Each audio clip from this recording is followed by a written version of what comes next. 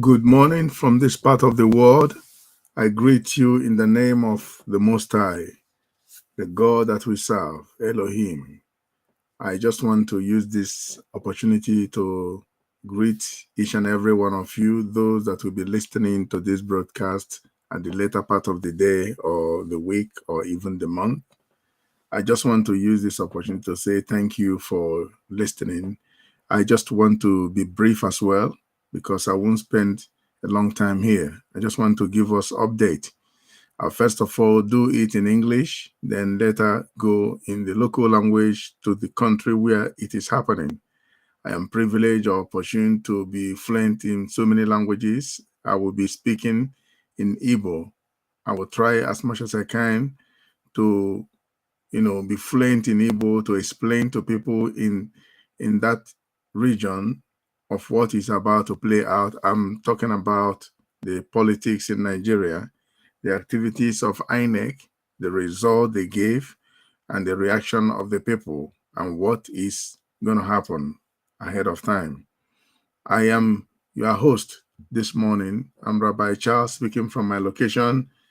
It is very early hour at this particular region where I'm residing, and so many people are sleeping. So many people are going to be waking up anytime. As soon as I finish this broadcast, please share it. If you are viewing it through Facebook, please, I would like you to share it. If you're on YouTube, please do share it. If you are on Twitter, go ahead and share it. Spread it and make it go viral. Let people hear. I am doing this just to create awareness and tell our people what is about to happen. My mission is to set Africa free. And they said charity begins at home. Now, I want to come back to the politics in Nigeria. The election that was done, concluded, the result that came. It is so disheartening to see what is playing out in Nigeria. I knew this thing will go this way.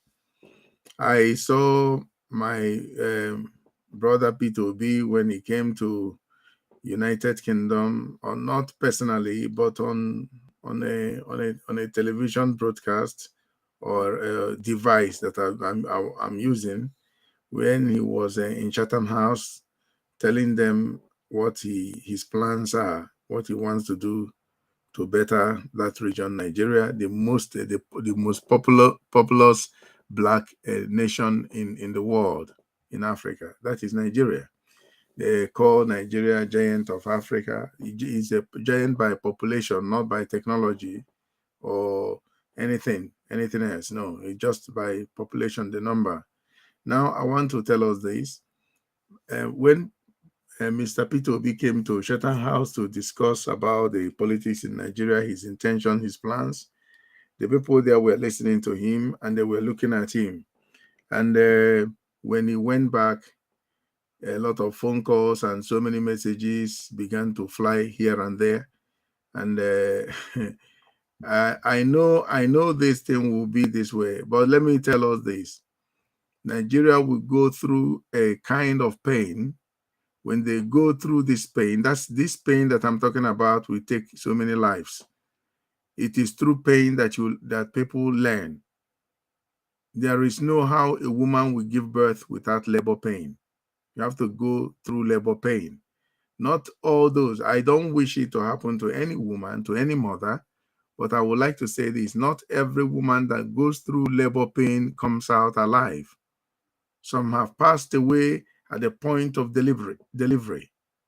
At the delivery room, something, might happen, and eventually there will be complication, and sometimes it could be the loss of the mother and the baby.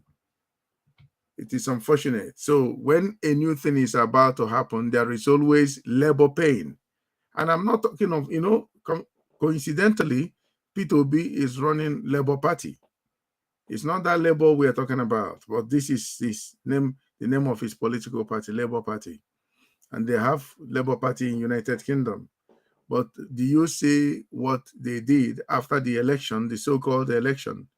If we come to say that people should sit at home and never to vote in Nigerian electoral process, people will think that this group are creating problem, or the person saying it is bringing a division or confusion in Nigeria or any part of Africa. No, it is just the way it is. I want to take our minds around, and then we come back home. Then I'll bring it back to the people in question, the people that they are planning all these evil things for. Then I want to say this. In Africa, Ever since they divided Africa and balkanized Africa, they gave Africa their leaders. Before you become any president, anything in Africa, you have to come to your colonial masters to tell them what your plans are. That your plans is not threatening to, it's not a threat to their project or their plans or their investment in Africa. You have to explain that to them because they have their money invested in Africa. Whichever way they invested it, they want dividends back in return. They want their money back, profit from what they invested it upon. They want profit. If it is in gold, they want that mine to be making profit. If it is in oil, they want that oil exploration to be making profit. We all had the profit share generated last year and beyond. It is in billions. Okay, this is money coming from Africa, and they are proud to say this is what they made. I'm not against them making the money. I'm not against them doing what the business they are doing, but when you want to do something, you do it conscientiously. I just wonder if somebody from Africa will come to a foreign European soil and begin to operate that heavy duty business with so great profit that the people there will not question it and say, excuse me, what have you done to our environment? What have you contributed to our economy? What have you done to lives over there? Have you affected life positively or negatively? So these are the things that they will ask. Now, I want to bring it to you closely. Those of you in Nigeria, I just want to address all of you that might be privileged to be listening to this broadcast today, being the 3rd of March, 2023. Okay? And it is about 4 a.m., almost 4 a.m. in the geographical location where I'm broadcasting from. Now, I want to tell you this. Nigeria, they have conducted the election, the so-called election. People voted massively. And we know the party that was pulling crowd everywhere. And it is the party of Peter Obi, Labour Party, everywhere. They call them Obedient Movement. And they're everywhere. And all of a sudden, they won so many states in Nigeria, and the INEC finally came up with a different result and gave APC, led by Bola Ahmed Tinubu, victory. And everybody was in a shock. I was in a shock. We are all in shock of what is going on, of what happened. How come? What a miscarriage of judgment and the electoral process in Nigeria. And so many people say they will not vote again. They will not contest it. They will not try it again. I want to tell us this. I am not against democracy. I'm not against politics. I'm not against electoral process, not at all. I'm looking at the country called Nigeria, what Nigeria stands for, who framed Nigeria, why did they create Nigeria, for what benefit is it? Nigeria is made up of multi-ethnic groups in Nigeria with different languages. Nigeria is not only Wazobia. They call Nigeria Wazobia. Those in the Yoruba West speaks Yoruba, and Wa is come. In Hausa, Zo is come, and in Igbo, Bia is come. So they call it Wazobia. And if you come to Nigeria, there are those that are not Igbo, they are not Yoruba, they are not Hausa, they are Nigerians as well, bona fide Nigerian citizens. They are not in those groups. They are great in numbers as well, but they call them Wazobia. Now, in that Wazobia, there are people that they want to put on hold. They want to put everything they are doing on hold, their economic lifestyle, their social lifestyle, their financial lifestyle, everything on hold. They are threat to others. Why is it? It's because of their knowledge, their vast knowledge, their their ways of operation in business, the way they operate their business. Even in education, they are very fast in learning. And in that region, you get the most brilliant students, the most scientifically, scientifically, I'm trying to get the right word, those who are scientifically inclined naturally. They don't struggle to learn it. They learn it naturally. It flows naturally. When they're explaining science to you, you will think it's all that easy. It is just that they made it, they understand it to the point that they can explain it to anybody naturally and it will flow. They are multi-talented kind of people. You get it from the southeast east of Nigeria. And predominantly, as is presently constituted, the people that was originally known as Biafran people, and now it's changed and became Nigeria. So in that part of region in Nigeria, you get all this group of people, the Igbos. Okay. Now there is something I am going to talk about just briefly about a telephone call that the very one that they gave victory, Ahmed Bola Tinubu, made concerning the Igbos, and it is going viral. I heard this thing, I saw it, I listened to it. I said, well, it is the reason. I said, well, let the Igbos hear their death being pronounced by the so-called, president-elect Ahmed Bola Tinubu, where he made mention of his plans with Yerima Shetima. Yerima Shetima that I'm talking about is the one that his voice recorded the clips was being played a few years ago with Kunle, Alhaji and Kunle. I believe it's that very man that was speaking, how they will destroy the Igbos businesses, how they will destroy all their plans and make everybody do those businesses, whether they know it or not, but they just force them to do it to disenfranchise the Igbos, to make sure that they are nowhere to be found economically in Nigeria. And unfortunately, Mr. P2B came from that region, who brought out his plans, spoke to international communities, how he will better Nigeria, blah, blah, blah, blah, blah. But I want to tell us this. The people you are talking to are the ones killing you. The people you are talking to, you go to them. I believe in peaceful resolution to resolve problem peacefully without picking up arms. I believe that. Only when the other party will, apply the same method. But unfortunately, they won't, because they've been living by gun. They frame Nigeria by gun, and they want to end it up by gun. So you don't have to be afraid when you hear all this and see it happening. You don't have to be afraid. You have to stand squarely and face it.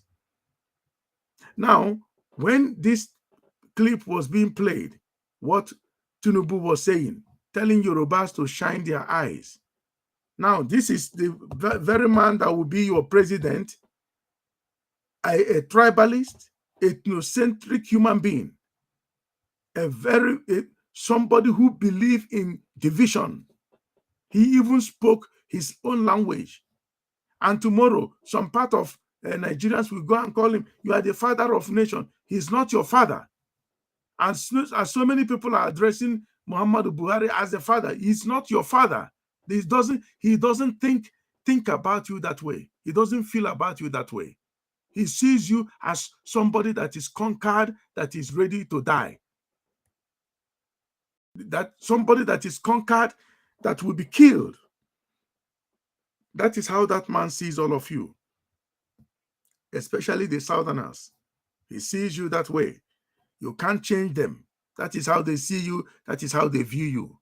Now, look at the so-called president-elect who never won his state, Ahmed Bola Tinubu, speaking to Yorubas, trying to cajole Yorubas to suppress their consciousness and their benevolent heart, telling them that it is all about them, that they should not let Peter Obi get there. If he gets there, he will build bridges, he will set up seaport, and Lagos State will be emptied.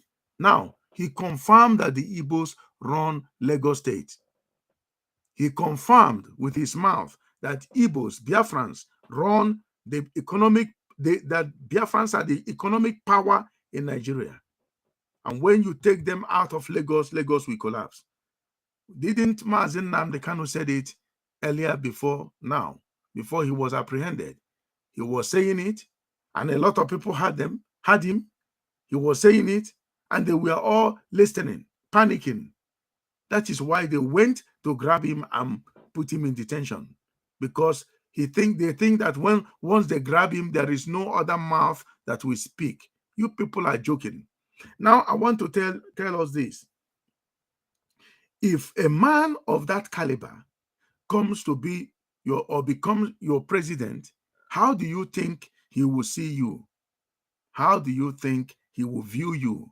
How do you think you will get your sense of belonging? Do you think you can get it in Nigeria? The answer is no. He's coming there to marginalize you further and to squeeze the last blood out of you. Now, I want to go back to the Igbo people. I want to talk to you, Ndị Igbo. Ndị Igbo na-ege ntị, ekene m unu. Onye unu na-anụ unu ya bụ Rabbi Charles. Ọnụ na-ekwukwalu ndị Biafra, ọnụ na-ekwulu ndị Afrịka. Eji m ohere a na-asị unu ndewonu. Onye isi ndị Labour Party na Nigeria bụ nwanne anyị nwoke bụ Peter Obi. O ezigbo mmadụ, o nwoke ma ihe, o nwere akọ na uche. Ọ naghị ekwu okwu na nkịtị, ọ naghị emepe ọnụ ya kwuba okwu etu o si wee dị ya n'obi. Agụgo m ya, gụọ ya ka akwụkwọ na-ene ya. N'izizi ikekwa na obido ha ọfụma, amaghị m na mbidie, maka ọ tọrọ m n'afọ. Mana etu o si wee digide elu ugbu a, ọ gaa into this thing, ọ dịka revolution. Ana m asị unu ndị Igbo, kwadonu kịta, ọ dị etu a. Unu ekwekwana ka gịnị mee ka nwoke a na-akpọ Ahmed Tinubu shia Nigeria. Ndị Igbo niile geenụ ntị. Nwoke a na-akpọ Ahmed Tinubu shia Nigeria, Igbo gwụrụ agwụ. Marakwanụ na ndị nyere ha ọchịchị ya si ya gaba wụkwa mba a na-akpọ Britain. O nwere mgbọrọgwụ na ana Britain. O nwere ndị otu egwu ndị ọkaikpe ọkaiwu nọkwa na ana Britain tinyesịrị aka na-ede akwụkwọ na-ekwu. Na-egekwanụ ntị. Ndị obodo a na-akpọ Britain adịghị ekwe ka onye mụ ihe shia Afrịka. Europe niile na America ha ekwe ka onye mụ ihe shia Afrịka. Ha na-ewere ọchịchị nye onye amaghị ihe, nye onuku, si onuku shiba. Maka onuku shiba, ha na-eme ihe sọrọ ha nụ. Onye mụ ihe pụta ka ọchịa, agaghị ekwe ka ọchịa. Onye mụ ihe pụta ọkpachisi ụzọ ha si ezu ochi. Maka ihi ya, ha agaghị ekwe ka onye mụ ihe shia Afrịka. Na shia kọntrị ọbụla nọ n'Afrịka. Sọọsọ ma iji aka ike dọkarịa sizie ha kwechiri si na ọ bụrụ na emeghị etu a, ihe niile kama ihe niile agbarie. Etu ndị Southern Africa si eme, South Africa si eme, ANC mere ya, wee kwechiri ha ọgụ si ha mba.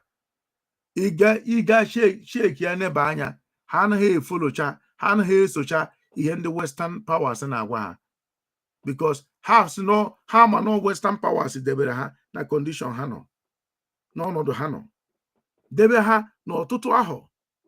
Ọ bụghị n'ọsọ 27 years Mandela nọ n'ime nwụ ka apartheid nọ.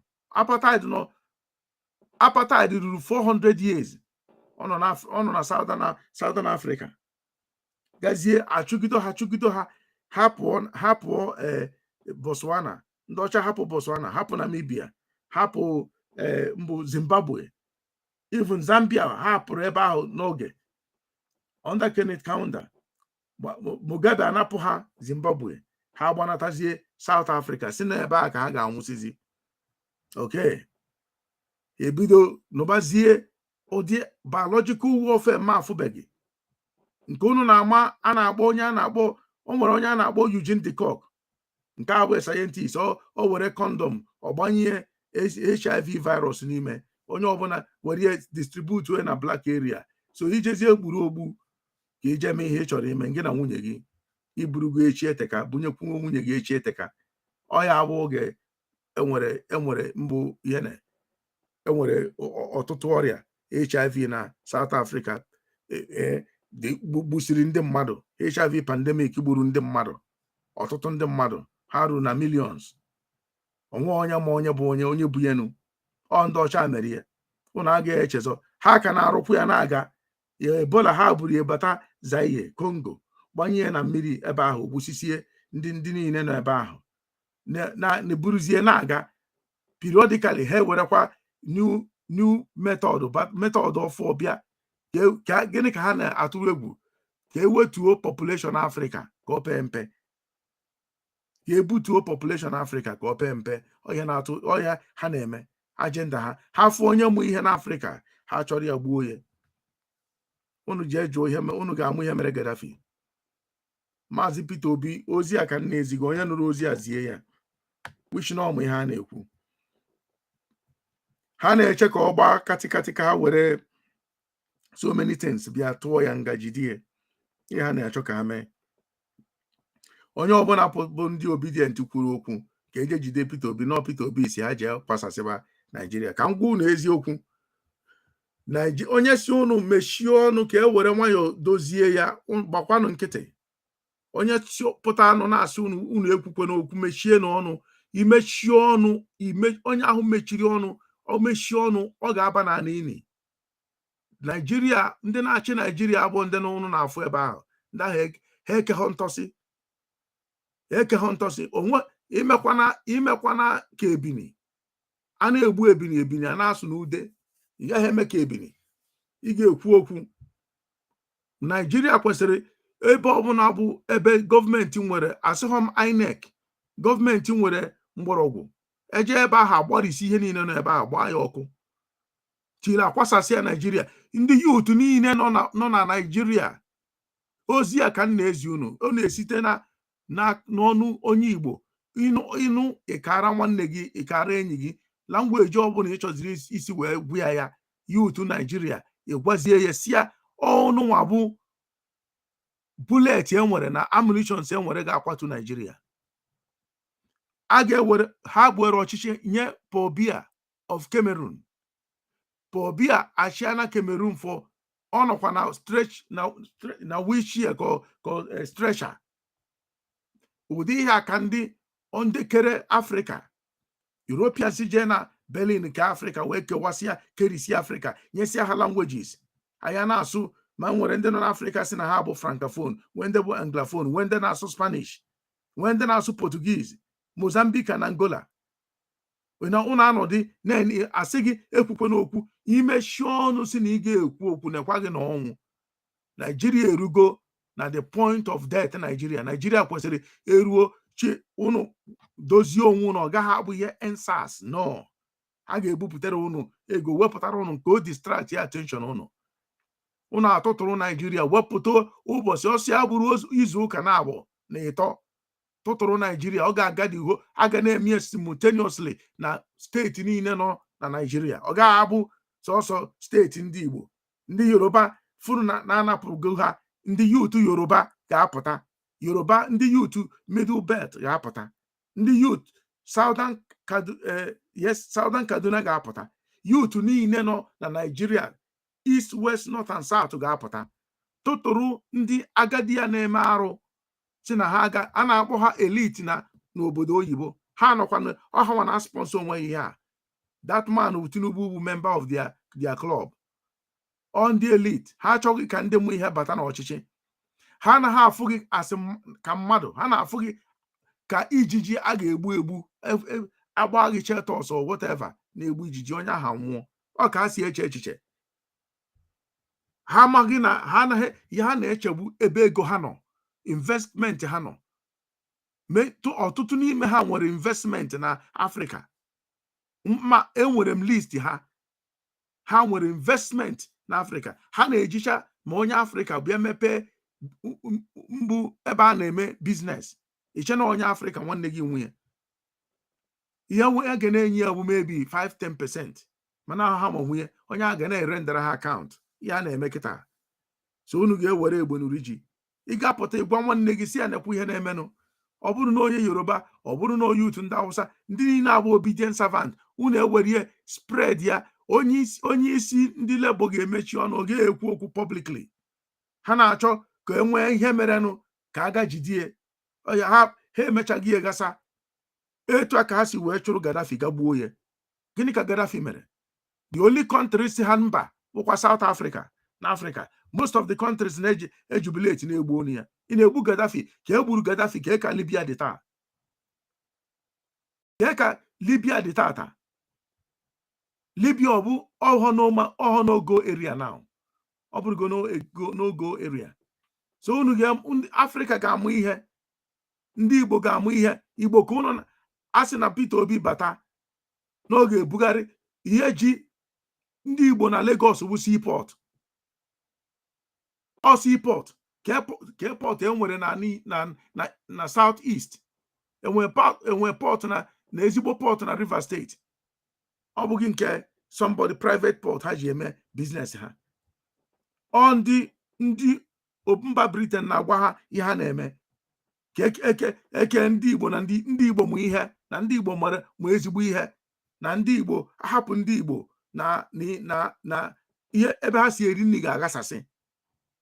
So nkata niile ha na-akpa abụ ka a ga-esi wepụ onye Igbo, destroy onye Igbo, marginalize onye Igbo, gbaa biznes onye Igbo ọkụ. Ịnọdụ ya na-agba biznes gị ọkụ, ị ka nọdụ n'ebe ahụ, ị ga-agbakwa nke ha ọkụ. Mgbe ebido egbuo gị gbugbara ha, then ọgbaghara adịzie na the whole of Nigeria. Mana egbuo gị gba nkịtị si na ọnwụ ya na ị na-achọ peace. Akwụkwọ nsọ si na-enwere oge ihe ji eme. O nwere oge udo, nwe oge ọnwụ. There is time for peace, there is time to kill. Ọ dị n'akwụkwọ nsọ. Mmadụ pụtasị gị efu ebe ndụ gị nọ na danger, ọ sị gị nga ekwukwe n'okwu, nga emekwana anything, nga agbakwana tịkọtịkọ, nke hapụ ya ka ha gbuo gị. Ị mara na onye ahụ achọghị ndụ. Ndị Igbo na-agwa unu ya, na-ezi unu ozi. Ị mara na ndị ahụ achọghị ndụ. Onye ahụ na-abata a na-asị ka ọ webata, ọ na be Eliza ka a kpara nkata. Ọ ihe ha na-achọ ewebata ha na onye isi gasara agasa, agadi nwoke ga-anọ na-arahụ ụra, a na-eri ya n'azụ. Ọ ka ha si eme, ọ ndụ ha. Unu ga-ewere ugbu a kịta wee chọba ego ojii tupu chi ejie. Unu ekwekwana ka mmadụ bụ unu na onweghị ihe na-emenụ. A ga-agba biznes niile unu ọkụ na Lagos. A ga-achụpụ ndị Igbo na Lagos. Ndị Igbo na-egenụ ntị. Ọ nketa ha kpara many years. Na a ga-ewere agba ebe ahụ ọkụ, abịazie edozie ya, rụzie many things, maybe something ga-adị too beautiful. Ya bụ ine ya anyị si oke na ọ dịkwa mma etu esi gba ebe ahụ ọkụ. Ihe a chọrọ ime ka a ga-esi gwa unu ọzọ. Onye ọbụla pụtara n'ụkpọ gị asị, kpọọ gị ezigbo asị, pụta na-asị gị bịa ka unu rie nri, ka unu rikọ nri. The best thing a ga-eme bụ onye ọbụla gaba anụcha ya bụ agha, onye ọbụla ga their separate ways, bịa build region ha. Ọ bụrụ na anyị na middle belt ga-emekọ, anyị niile emekọ. Ọ bụrụ na anaghị m asị na all the Yoruba asị the in support of Tinubu, mana o jirigo asụsụ ha na-agwa ha si a mechie n'ọnụ na ihe abụ bunu ka m wenatara ya, enwenatara m ihe a na bunu. Iche na ha niile ga-abịa gbaa tịkọtịkọ. Ịmana ndị Yoruba na-emekwa ka ndị Fulani. Ha ejikwe ndụ mmadụ. Some of them, not ka ngere adịghị ekwu na ọha niile. Some of them na-eme ka ndị isi zuru oke. Nwee ndị bụ na ha na-eme ka Fulani. Ha ejighị ndụ mmadụ kpọrọ ihe. Anụmanụ na Lagos nwa obere ihe, mmadụ je Jos na mmadụ na-aga. Okay, ka m were nke a nye example. My classmate mama ya na papa ya bi, mana ebe ha have been in one room. So he feel papa ya na mama ya feel na that one room ahụ agaghị aba ha niile. So we ga rent ya another room for ụmụ ya na-abụ. Mana ụtụtụ ha na-esizie na that house or a walkable distance few blocks away. Si na-esi na that their own bịa na nke mama ha na papa ha ebe ha nọ bịa rigodi nri ụtụtụ because ebe a ka ha na-esi nri rie nri ụtụtụ wee gabazie school. Ha bụ my classmate one bụ my classmate. So bịabazie ịga iri nri n'ụtụtụ ahụ ha na-agba ụzọ. Some of them ha na-ebu even na ihe ha ji ma akwa ha ma uniform ha bịazie saa ahụ ebe ahụ si ebe a gabazie ha richa nri ha gabazie school. So ọ bụrụ na enwere onye ochie a na-achụ ọsọ ka ha si na compound pụta na-agazi n'anya n'azụ fụzie na onwere onye na-agba ọsọ anaghị asị ole. So ha ma na-agbakwa ọsọ ka ha gbakpuru na be papa ha. Ndị ahụ abịa gbasie ọsọ ike bịa jide ha na-abụ. Afụkwara akwa ha na-abụ ji na-akwa akwụkwọ school uniform. So ha ejide ha ozugbo enweghị ihe ajụrụ ha tụtụrụ taya nke diọkpara ka nke obere ka eji. So nke diọkpara rush ya push ha wee gwa nke obere ya gbazie ọsọ gbakpuru na compound papa ha. So nke ahụ agbapụzi ọsọ ha ejidezie nke diọkpara ya bụ classmate m tụtụrụ taya tinye n'onu kwa ya petrol mụnye ọkụ wee gbaa innocent child ọkụ. Ha ma na obere nwa ha si n'ozu na onye ochi. Na Lagos ka nke a na-eme ha ejie ndụ mmadụ agbọrọ ihe ebe ahụ eti ha n'ole onye ọbụla ejidere na around lukuru like onye ochi amụ ya ọkụ na Lagos steeti. Gịnị ka e mere? Anyị wee tụtụrụ the whole place gbaa ya pieces. Ọ pụtara na news. Agbara onweghị moto agba ha ọkụ. All the students apụta wee gbaba everywhere jee na compound ahụ ebe ahụ si na mụnye ebe ahụ ọkụ gbarie that place. Anyị mere ya na Lagos steeti. Ọ ya merenụ etu a ka o si kwesị isi street Nigeria. Unu pụta gba nkịtị si na ọnwụ ihe na-emenụ ka unu chọọ ya through judicial process egbu unu oge. And ndị Igbo ga-abụ victim of this. Anyị need seaport. Anyị need international airport. Anyị need once anyị nwetara ihe a that is the coming of our nation. A balance equation. Ọ bụrụ na anyị enwetaghị seaport, airport, where ya in abundance in different locations. Ihe ọbụla na international airport I'm talking about. Direct international airport. That is when we will be talking. Agaghị eji peaceful resolution wee chọpụ mechi ihe niile a. Ana m eji ohere a na-agwa ndị Igbo ji ego. Get in touch. Ị ga-kam ya wepụta ego gị. Anyị mụ ihe anyị ga-eji eme. Unu na-atụ egwu kwa ego unu ka eji na bank. Unu nwetara ya. Ejide ego unu. A planụ siri ya ndị elite planụrụ ya. Ha nọ na American government. Ha nọ na British Parliament. Ha nọ dia. Ọ ha na-eme ọ na-eme na mba Britain. Ha dị ekwe ka even onye a na-achị Britain ọkwa one of the elite.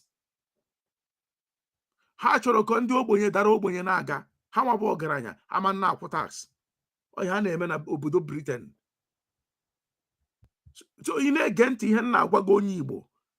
Ana m agwa gị ihe a. Ọsọ gị na-azụ ahịa. Ọsọ gị na-agụ akwụkwọ. Ọgbasahụ ihe niile abụ ihe bụ isi na okay no brilliant need intelligent this and that. Your intelligence gives them nightmare. Your knowledge gives them nightmare. Onye ọcha employ ya gị igosi onye ọcha na-emu ihe ọ gaghị enye gị promotion. Onye employ ya gị igosi ya na-emu ihe ọ manye gị promotion. Ọ ga-akpọta onuku ebe ahụ onuku onye amaghị ya atụrụ kpọta ya ebe ahụ ya na-eme a na-amụ ya amụ chekwa na ha na-amụ ya amụ. Ụbọchị a ga-eme ihe na akpọ gị sị gị nke transfer good knowledge ị nwere ngichi ya knowledge gozisie ihe na-emenụ ikụzisie anya ya ha ewepụ gị from that position sị gị retire on gị no whether something, they will just terminate your appointment or contract. Yeah, that atụrụ ahụ batara ebe ahụ amaghị ihe. Ọ ka ha si eme. Ha dị alike ka onye mụ ihe bata n'ọchịchị. Ọ ya ka ha jiri kpọọ Igbo asị. Obodo mba Britain kpọrọ Igbo asị. Maazị Peter Obi onye nụrụ ihe a ga-akarị ya ọmụ ya. Ha kpọrọ Igbo asị. Ihe ga-eji mee ihe a bụ ọdọkalụ na anyị dọkalụ onwe anyị anaba. Anyị ama mmie sọsọ anyị nwa. Ha mee ya sọ anyị nwa, ha pụtakwa ọgụ ọzọ. Edo steeti ga-anọ na ya. Middle Belt ga-anọ na ya. All the Middle Belt steeti ga-anọ na ya. Anyị ama hapụkwa Southern Kaduna. Anyị ama hapụ ha. Ụmụnna anyị n'ebe ahụ na-ekpere Chineke. Akpọrọ ha si etu esi kpọọ ndị Igbo asị. And ha were go ile ha gụọ eze ha ọnụ mana ha belongo na North. A ga-agbọ ha na ọ ka a ga-esi gbari dat obodo ekwensu a na-agbọ Naijiria. O nweghị ihe m ga-agwa unu ọzọ mma agwabeghị unu. Anọgo na redio na-ekwu okwu na-agwa unu ihe na-eme n'obodo mba dị iche iche. Mma maka ya na-agwa unu ihe na-eme na obodo mba Britain. Etu ha si wee were ọchịchị wee nye agadi nwoke nwụgoro anwụ si abịa chịba. Maka ha ma na akwụkwọ nsọ kwuru in the last days in the book of Joel, I will pour my spirit upon all flesh. Your young men shall see vision, your old men shall dream dreams. You cannot dream without sleeping. That means the old men will be sleeping and will be dreaming. In a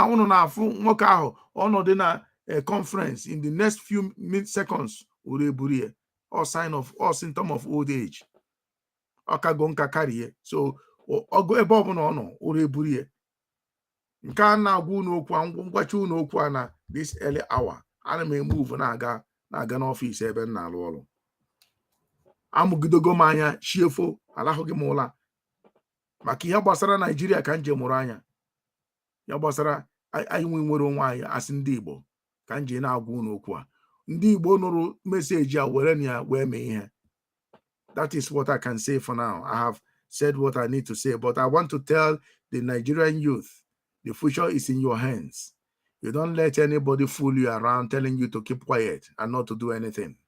This is not going to be like NSAS movement that when they brought out food palliative, you diverted from pursuing what you wanted to pursue and went into food. You abandoned your assignment and went into food. Temporary solution. You can eat food today and get hungry tomorrow. In the next 4 hours, the food will digest and you begin to feel hungry. So it is up to you to decide what you want to do. But I don't think it is the wise thing to allow an old man without vision, without direction to lead you. A young man sees vision, old man dreams. So bear it, get it into your mind that what is coming now is just for you people to be destroyed, the youth of Nigeria. Don't let anybody tell you to keep quiet and don't do anything. They are waiting. Mr. Peter Obi cannot tell you to go and fight for your freedom and your liberty. He can't tell you that. If he just says that they will arrest him, they are monitoring him, listening, they even bugged all his phones. I can tell you, so that they want to get him at all costs. Oh, he's raising functions. He's telling them to do this. Mr. Peter Obi can't tell you to fight for your right. He can't tell you that. You know that you have to fight for your right. That is the only way you can liberate yourself. Any institution that does not represent what you stand for, that institution will go down. I'm not telling you to go and attack INEC because every information is with them. So when anything happens, they will say, oh, they burned the place. That's why we can't obtain the information. Don't do that. I know their plans and their games, but there are other things you can take down. Don't let them fool you and telling you that that that it is a free and fair election. Your vote wasn't counted. They never counted your vote. You did voted, yes, but they were not counted. Why? Because they have already planned somebody that they want there for their interest, their business interest. So those things, you shouldn't allow those business to exist. They should be taken down. They are mad people. On this note, I'm going to end this broadcast. I will say, may God bless you and richly bless you in the mighty name of Yeshua HaMashiach. Thank you very much for listening. I will get back to you. I will get back to you again, maybe sometime before the week runs out. Saturday, maybe tomorrow or Sunday, I will definitely be on air. Thank you very much. Shalom from here.